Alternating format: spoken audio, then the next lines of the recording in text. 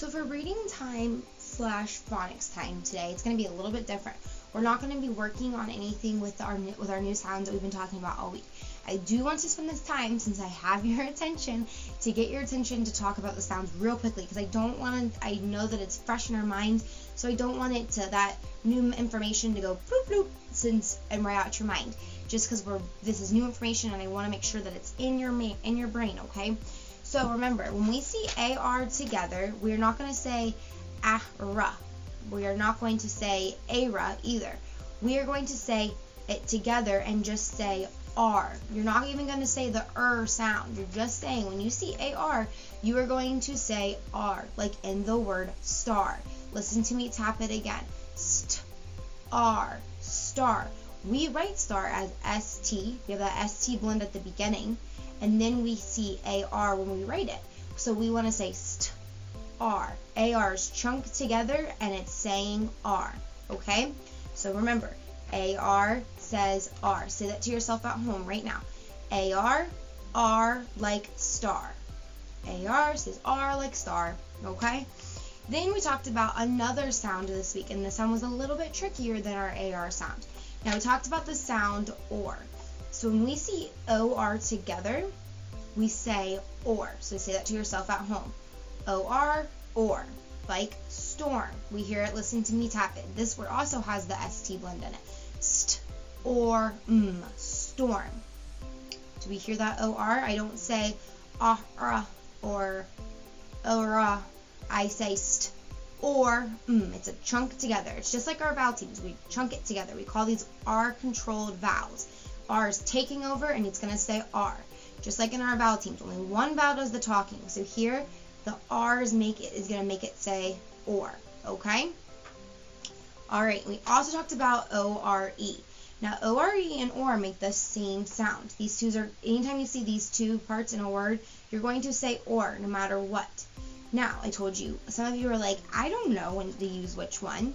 You're going to know which one when you're spelling, because OR is only used in the middle of words. It's chunked in by other sounds. Like storm, there's st or storm. So we hear sounds before or and after or. Okay? And then another example could be corn. Listen to corn. K or corn. When I go to spell corn, it's going to be C-O-R-N, because I hear sounds before the O-R and after the or sound. Listen to me tap it again. K or corn. So I know I hear sounds before and after that or sound, so I'm going to use OR. So then when we use O-R-E, we are only going to use O-R-E in our spelling in our writing, when this is the last sound in the word. Words like s'more, words like more, words like shore, words like store, they all end with that or sound. So we're going to add an E to it. Just like this word, let's use the word more. Or more.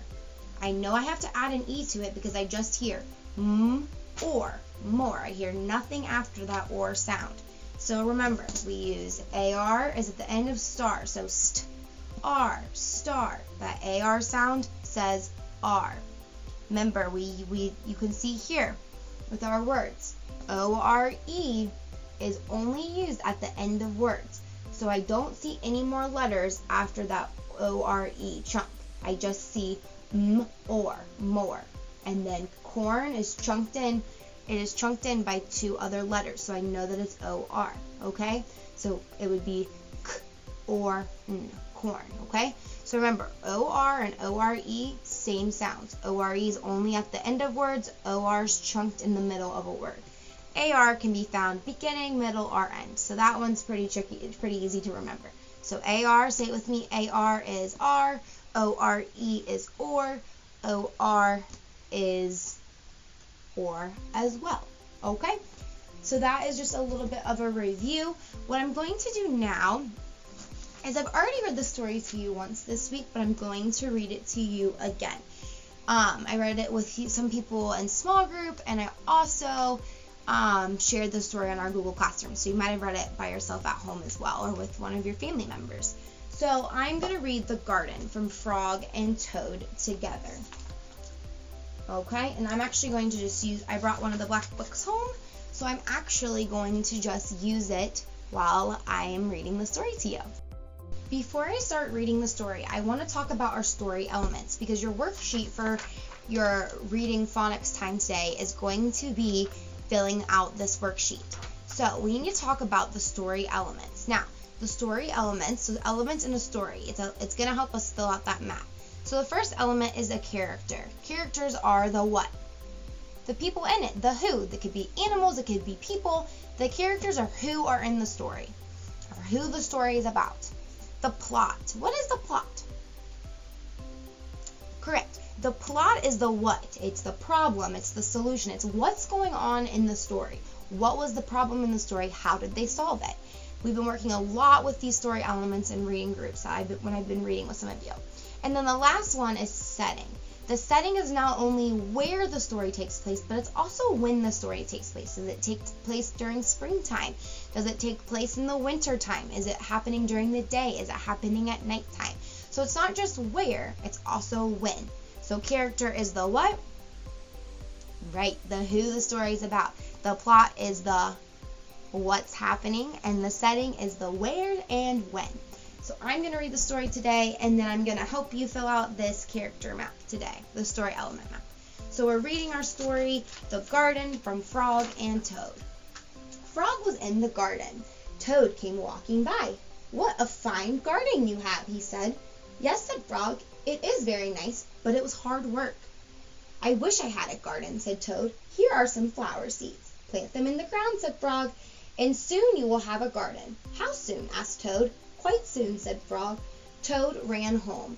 He planted the seeds. "Now, seeds," said Toad, "start growing." Toad walked up and down a few times. The seeds did not start to grow. If you have a garden at home, you know how much work it is. Toad put in his head close to the ground and said loudly, "Now, seeds, start growing." Toad looked at the ground again. The seeds did not start to grow. Toad put his head very close to the ground and shouted, "Now, seeds, start growing." Frog came running up to the path. "What is all this noise?" he asked. "My seeds will not grow," said Toad. "You are shouting too much," said Frog. "These poor seeds are afraid to grow." "My seeds are afraid to go?" asked Toad.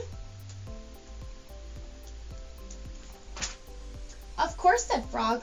"Leave them alone for a few days. Let the sun shine on them, let the rain fall on them. Soon your seeds will start to grow."